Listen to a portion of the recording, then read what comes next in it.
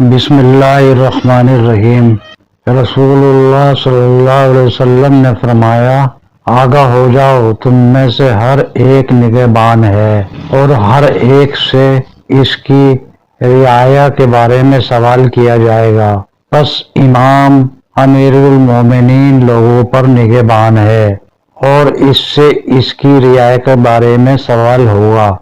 مرد اپنے گھر والوں کا نگہبان ہے اور اس سے اس کی رعایا کے بارے میں سوال ہوگا، اور عورت اپنے شوہر کے گھر والوں اور اس کے بچوں کی نگہبان ہے اور اس سے ان کے بارے میں سوال ہوگا، اور کسی شخص کا غلام اپنے سردار کے مال کا نگہبان ہے اور اس سے اس کے بارے میں سوال ہوگا۔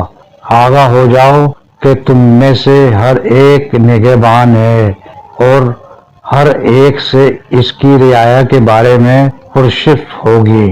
نبی کریم صلی اللہ علیہ وسلم نے ایک دستہ بھیجا اور اس پر انصار کے ایک شخص کو امیر بنایا اور لوگوں کو حکم دیا کہ ان کی اطاعت کریں۔ پھر امیر فوج کے لوگوں پر غصہ ہوئے اور کہا کہ کیا نبی کریم صلی اللہ علیہ وسلم نے تمہیں میری اطاعت کا حکم نہیں دیا ہے؟ لوگوں نے کہا کہ ضرور دیا ہے۔ اس پر انہوں نے کہا کہ میں تمہیں حکم دیتا ہوں کہ لکڑی جمع کرو اور اس سے آگ جلاؤ اور اس میں کود پڑو۔ لوگوں نے لکڑی جمع کی اور آگ جلائی۔ جب کودنا چاہا تو ایک دوسرے کو لوگ دیکھنے لگے، اور ان میں سے بعض نے کہا، ہم نے نبی کریم صلی اللہ علیہ وسلم کی فرما برداری آگ سے بچنے کے لیے کی تھی، کیا پھر ہم اس میں خود ہی داخل ہو جائیں؟ اس دوران میں آگ ٹھنڈی ہو گئی اور امیر کا غصہ بھی جاتا رہا۔ پھر نبی کریم صلی اللہ علیہ وسلم سے اس کا ذکر کیا گیا تو آپ صلی اللہ علیہ وسلم نے فرمایا کہ اگر یہ لوگ اس میں کود پڑتے تو پھر اس میں سے نہ نکل سکتے۔ اطاعت صرف اچھی باتوں میں ہے۔ ہم نبی کریم صلی اللہ علیہ وسلم کی خدمت میں حاضر ہوئے۔ ہم سب جوان اور ہم عمر تھے۔ ہم آپ کی خدمت میں 20 دن تک ٹھہرے رہے۔ نبی کریم صلی اللہ علیہ وسلم بہت شفیق تھے۔ جب آپ نے معلوم کیا کہ آپ ہمارے دل اپنے گھر والوں کی طرف مشتاق ہے تو آپ نے ہم سے پوچھا کہ اپنے پیچھے ہم کن لوگوں کو چھوڑ کر آئے ہیں؟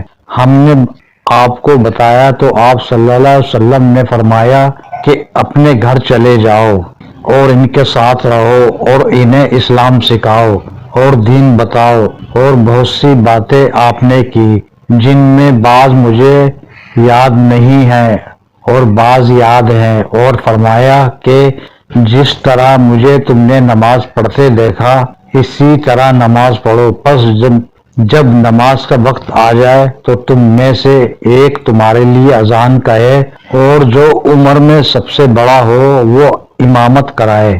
حضرت ابو ذر رضی اللہ عنہ سے روایت ہے، وہ کہتے ہیں رسول اللہ صلی اللہ علیہ وسلم نے مجھ سے فرمایا، اے ابو ذر، میں تجھے کمزور پاتا ہوں اور بلا شبہ میں تیرے لیے وہی چیز پسند کرتا ہوں جو مجھے اپنے لیے پسند ہے۔ تو کبھی 2 آدمیوں پر بھی امیر نہ بننا اور نہ کسی یتیم کے مال کا ولی بننا۔